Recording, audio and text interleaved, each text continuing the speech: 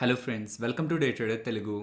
ఈ వీడియోలో కమింగ్ డేస్లో మార్కెట్ని ప్రభావితం చేయబోయే అంశాలు ఏంటి అండ్ ఐపీఓస్ ఉన్నాయి కదా, హ్యాపీయెస్ట్ మైండ్స్ కానీ రూట్ మొబైల్ ఐపీఓ కానీ, సో వాటి ప్రెజెంట్ కండిషన్ ఏంటి అండ్ మార్కెట్లో ఉన్న ఇతర ఇంపార్టెంట్ అప్డేట్స్ వీటన్నిటిని మాట్లాడుకుంటూ కమింగ్ వీక్లో నిఫ్టీ ఏ లెవెల్స్ మధ్యలో ట్రేడ్ అవ్వడానికి పాసిబిలిటీ ఉంది, ఇవన్నీ మాట్లాడుకొని మన వీడియోని అయితే ఎండ్ చేద్దాం. ఆఫ్టర్ ఈ వైరస్ రిలేటెడ్గా మార్కెట్లో మనకి ఫాల్ కనిపించిన తర్వాత ఆల్మోస్ట్ జూలై 20 అరౌండ్ మనకి ఫస్ట్ టైం మనకి నిఫ్టీ 11,000 మార్క్ని అయితే టచ్ అవ్వడం జరిగింది. సో దాని తర్వాత గమనిస్తూ రండి, సో జూలై 20 నుంచి ఇప్పటి వరకు గమనిస్తూ రండి, మీకు 11,000 to 11,500 ఇన్ బిట్వీన్ ఈ రేంజ్లోనే నిఫ్టీ ఉండే ప్రయత్నం చేసిందనమాట. సో ఎప్పుడైతే ఆ రేంజ్ బ్రేక్అవుట్ అవుతుందో, అంటే ఈ 11,000 to 11,500 రేంజ్ ఎప్పుడైతే బ్రేక్అవుట్ అవుతుందో అగైన్ మళ్ళీ ఆ 500 రేంజ్లోకి రావడానికి నిఫ్టీ ట్రై చేసింది. దీన్ని బట్టి మనం అర్థం చేసుకోవాల్సింది, ఎప్పుడైతే 11,000 బ్రేక్అవుట్ ఇచ్చిందో అప్పటి నుంచి నిఫ్టీలో అయితే ఒక ప్యూర్ కన్సాలిడేషన్ అయితే నడుస్తుంది. అంటే ఒక పెద్ద ఈవెంట్ కోసం అయితే మార్కెట్ వెయిట్ చేస్తుంది ఫ్రెండ్స్. 23.9%, అరౌండ్ 24% కాంట్రాక్ట్ అనే జీడిపి డేటా మార్కెట్ ని ఒక డైరెక్షన్ లోకి తీసుకువెళ్ళలేకపోయింది. అండ్ ఇండియా చైనా ఇష్యూస్ కూడా మార్కెట్ లో వీక్నెస్ ని తీసుకురాగలిగాయి, కానీ అగైన్ మార్కెట్ లో మళ్ళీ స్ట్రాంగ్ మూమెంటం అయితే కంటిన్యూ అవుతుంది. అండ్ నెంబర్ ఆఫ్ కేసెస్ అంటారా, ఎప్పటి నుంచో మనకి డేటా వస్తూనే ఉంది, నెంబర్ ఆఫ్ కేసెస్ ఇంకా ఎక్కువ అవుతున్నాయని, బట్ మార్కెట్ అయితే దాన్ని కన్సిడరేషన్లోకి తీసుకోవట్లేదు. సో కమింగ్ డేస్లో అంటే నెక్స్ట్ వీక్లో మార్కెట్ని ఇన్ఫ్లుయెన్స్ చేసే డేటా ఏదైనా ఉందా? సో ఒకవేళ డేటా ఉంటే అవి ఏ రోజుల్లో ఉండబోతున్నాయి, వాటిని కూడా మన వీడియోలో మాట్లాడుకుందాం ఫ్రెండ్స్. బట్ దానికంటే ముందు రీసెంట్ టైమ్స్లో ఇండియా చైనా రిలేటెడ్గా కొంత టెన్షన్స్ నెలకొన్నాయని చెప్పి రీసెంట్ డేస్లో మాట్లాడుకుంటూ వస్తున్నాం కదా. సో September 10th ఇండియా అలాగే చైనా మధ్యలో ఒక 5 పాయింట్స్ మీద సెటిల్మెంట్కి అయితే రావడం జరిగింది. అంటే బార్డర్లో టెన్షన్స్ ఉండకూడదు, ఏదైతే ఇష్యూ ఏరియా ఉందో, లైన్ ఆఫ్ యాక్చువల్ కంట్రోల్ ఏదైతే ఉందో దాని నుంచి ఇరు బలగాలు కూడా కొంత దూరం వెళ్ళాలి. And China and India A side నుంచి కూడా టెన్షన్స్ క్రియేట్ అయ్యే ఎన్విరాన్మెంట్ ఎవరు కూడా క్రియేట్ చేయకూడదని ఒక 5 పాయింట్ ప్లాన్ అయితే చైనా అలాగే ఇండియా వాళ్ళు యాక్సెప్ట్ చేశారనేలాగా ప్రెసెంట్ అయితే డేటా ఉంది. కాకపోతే ప్రీవియస్ గా కూడా చైనా వాళ్ళు ఇలాంటి వాటికి అగ్రీ చేస్తూనే మళ్ళీ ఇలాంటి ఇష్యూస్ క్రియేట్ చేసే ప్రయత్నం చేస్తూనే ఉన్నారు. కాబట్టి ఇప్పుడు అనుకున్న దాని మీద చైనా వాళ్ళు స్టాండ్ అవుతారా, అగైన్ మళ్ళీ ఇలాంటి టెన్షన్స్, బార్డర్ టెన్షన్స్ క్రియేట్ చేస్తారా అనేది అయితే మనకు ఒక క్వశ్చన్ మార్క్ గానే ఉంటుంది.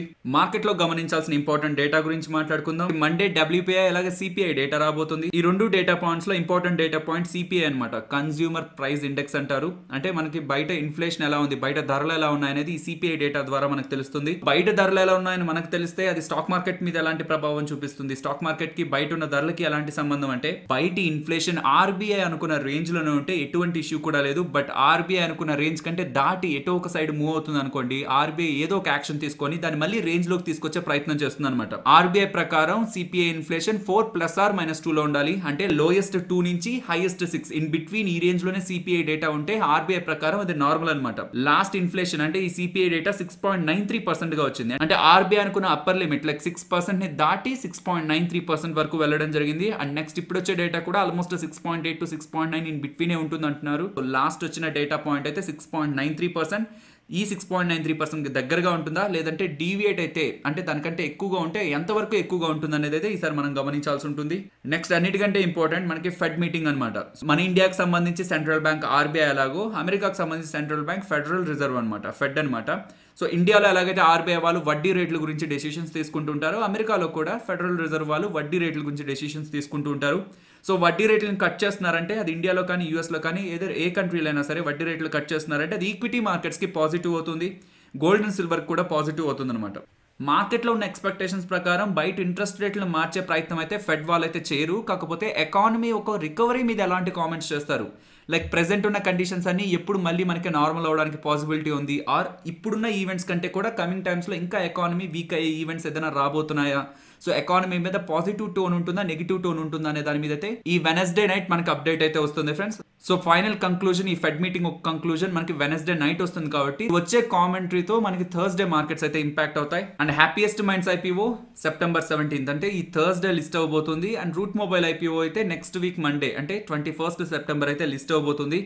సో ప్రెసెంట్ ఉన్న వీటి కండిషన్ మాట్లాడుకుంటే హ్యాపీయెస్ట్ మైండ్స్ IPO ఒక grey market premium present 70% above ఉంది ఫ్రెండ్స్. అంటే యాజ్ ఆఫ్ నౌగా మార్కెట్లో లిస్ట్ అయితే ప్రెసెంట్ ఉన్న కండిషన్స్లో లిస్ట్ అయితే హ్యాపీయెస్ట్ మైండ్స్ ఒక లిస్టింగ్ గెయిన్స్ అనేటివి 70% ఉంటాయనేలాగా బయట అయితే డిమాండ్ అయితే నడుస్తుంది.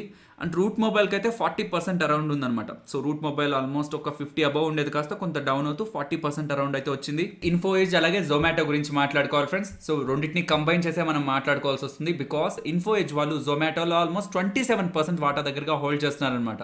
సో జొమాటోలో వాటాని హోల్డ్ చేసిన వాళ్ళలో ఇన్ఫో ఎడ్జ్ వాళ్ళు one of the important promoter కాబట్టి జొమాటో రిలేటెడ్ గా ఉన్న ఏ అప్డేట్ అయినా సరే అది ఇన్ఫో ఎడ్జ్ అంటే నౌకరీని కూడా ఇంపాక్ట్ చేస్తుంది. జొమాటో వాళ్ళు అమెరికన్ హెడ్జ్ ఫండ్ అయిన టైగర్ గ్లోబల్ వాళ్ళ దగ్గర నుంచి $100 మిలియన్ దగ్గరగా ఫండ్స్ రేస్ చేశారు. ఆల్మోస్ట్ 760 crores అయితే ఫండ్స్ ని రేస్ చేయడం జరిగింది. అండ్ ఈ ఎర్లీ సెప్టెంబర్ లో కూడా ఆల్మోస్ట్ $62 మిలియన్ దగ్గరగా వీళ్ళైతే ఫండ్స్ అయితే రేస్ చేయడం జరిగింది. సో ఇలా ఫండ్స్ రేస్ చేయడంతో జొమాటో వాల్యుయేషన్ ఆల్మోస్ట్ $3.4 బిలియన్ దగ్గరగా ఉంది. అండ్ హెచ్ఎస్బిసి రిపోర్ట్స్ ప్రకారం ఇక్కడ నుంచి 3 to 4 yearsలో ఇన్ఫో ఎడ్జ్ ఒక మార్కెట్ క్యాపిటల్లో కేవలం జొమాటోని $2 బిలియన్ దగ్గరగా మార్కెట్ క్యాపిటల్ని కాంట్రిబ్యూట్ చేస్తుంది అని చెప్తున్నారు. అంటే కమింగ్ టైమ్స్లో జొమాటో ఒక గ్రోత్ అనేది ఇన్ఫో ఎడ్జ్ని పాజిటివ్గా ఇంపాక్ట్ చేస్తుంది అనేలాగా ప్రెసెంట్ అయితే మనకి డేటా అయితే ఉంది ఫ్రెండ్స్. అండ్ జొమాటో వాళ్ళు 2021 ఫస్ట్ హాఫ్లో ఐపీఓగా కూడా రావాలనుకుంటున్నారు అనమాట. ఎప్పుడైనా ఒక కంపెనీ ఐపీఓగా మార్కెట్లోకి వస్తుందంటే వస్తున్న కంపెనీలో ఏ కంపెనీ అయితే వాటాని హోల్డ్ చేస్తుందో ఆ కంపెనీకి కూడా అడ్వాంటేజ్ ఉంటుందన్నమాట. ఫర్ ఎగ్జాంపుల్ అనుకుందాం, నేను జొమాటోలో ఒక 10% వాటాని హోల్డ్ చేస్తున్నాను అనుకుందాం. జొమాటో మార్కెట్లోకి రానంత వరకు కూడా నేను హోల్డ్ చేస్తున్న ఆ వాటా రిలేటెడ్గా బయట మార్కెట్ చాలా తక్కువ వాల్యుయేషన్ వేసుకొని ఉంటుంది. కానీ జొమాటో మార్కెట్లో లిస్ట్ అయ్యేటప్పుడు మేము ఈ ప్రైస్లో రావాలనుకుంటున్నాం, మేము ఈ వాల్యుయేషన్లో రావాలనుకుంటున్నాం మార్కెట్లో, కానీ జొమాటో వాళ్ళు అప్డేట్ చేసి సక్సెస్ఫుల్గా మార్కెట్లోకి ఎంటర్ అవ్వగలిగినట్లయితే నా దగ్గర ఉన్న 10% వాటాకు కూడా వాల్యుయేషన్ పెరుగుతుంది. అది నా ఓవరాల్ కంపెనీ వాల్యుయేషన్ పెంచుతుంది అనమాట. ఇఫ్ ఇన్ కేస్ జొమాటో వాళ్ళ ఐపీఓగా మార్కెట్లోకి ఎంటర్ అయినట్లయితే అది ఇన్ఫో ఎడ్జ్ని కూడా పాజిటివ్గా ఇంపాక్ట్ చేస్తుంది ఫ్రెండ్స్. కాకపోతే జొమాటో వాళ్ళు వస్తానంటున్నది 2021 ఫస్ట్ హాఫ్లో అనమాట.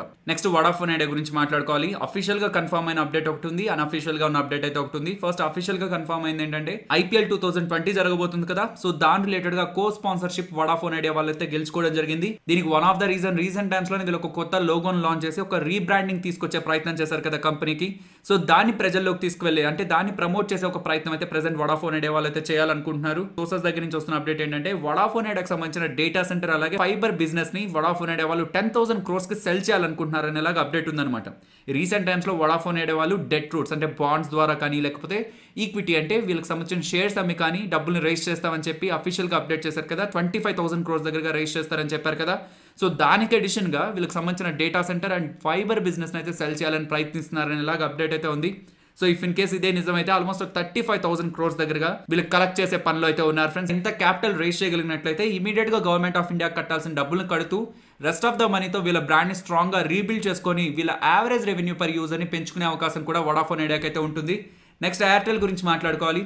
సో వడాఫోన్ ఐడియా ఇక ఫీల్డ్లో ఉండదు. సో ఓన్లీ 2 టెలికాం ప్లేయర్సే మెజారిటీగా రూల్ చేస్తారు టెలికామ్ని, అది జియో అలాగే ఎయిర్టెల్ అని. మనకి ఎప్పుడైతే అప్డేట్స్ వస్తూ ఉంటాయో ఆ పాయింట్ ఆఫ్ టైంలో రిలయన్స్ ఇండస్ట్రీ షేర్ ప్రైస్ మనకి పాజిటివ్గా ఉంటుంది అండ్ దానికంటే ఎక్కువగా ఎయిర్టెల్ అయితే పాజిటివ్గా ఉంటుంది ఫ్రెండ్స్. వడాఫోన్ ఐడియా ఎగ్జిట్ అయితే ఏ బెనిఫిట్స్ అయితే భారత్ ఎయిర్టెల్కి ఉంటాయి అనుకుని మనకి పాజిటివ్గా సెంటిమెంట్ ఇప్పటి వరకు మెయింటైన్ అవుతూ వస్తుందో రీసెంట్ టైమ్స్లో వడాఫోన్ ఐడియా వాళ్ళు వేస్తున్న స్టెప్స్ కారణంగా భారత్ ఎయిర్టెల్లో మనకి సెల్లింగ్ అయితే కనిపిస్తుంది. కాకపోతే ఎయిర్టెల్ రిలేటెడ్గా ఉన్న సోర్సెస్ నుంచి వస్తున్న అప్డేట్ ఏంటంటే ఎయిర్టెల్ వాళ్ళు కొన్ని 4G మొబైల్ మ్యానుఫ్యాక్చరర్స్తో కాంటాక్ట్ అయ్యి ఎంట్రీ లెవెల్ 4G ఫోన్స్ని ఇండియాలోకి తీసుకొచ్చే ప్రయత్నం చేస్తున్నారని.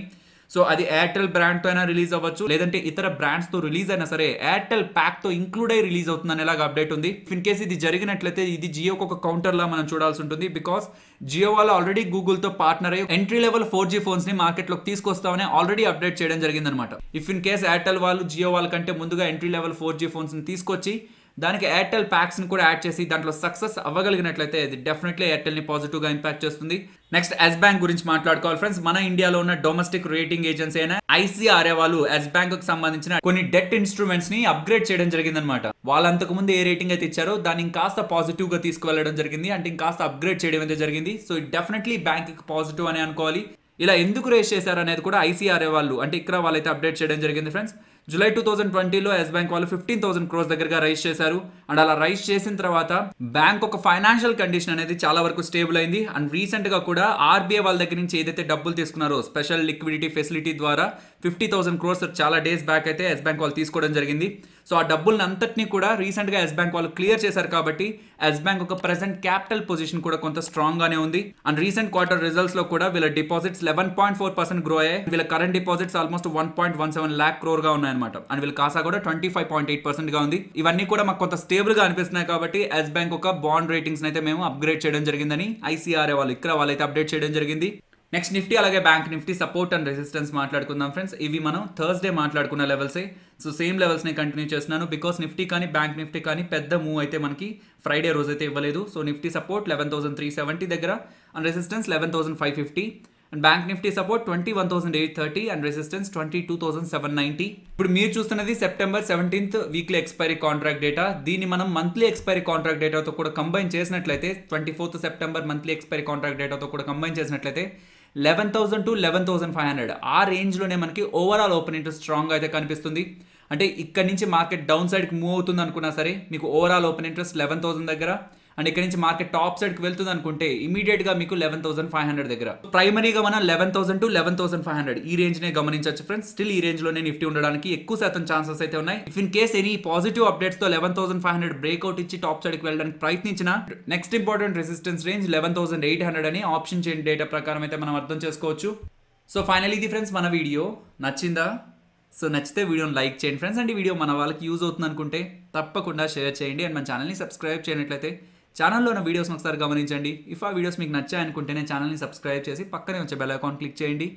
మరొక ఇంట్రెస్టింగ్ వీడియోతో మళ్ళీ మీ ముందుకు వస్తాను. అంతవరకు టేక్ కేర్. జై హింద్.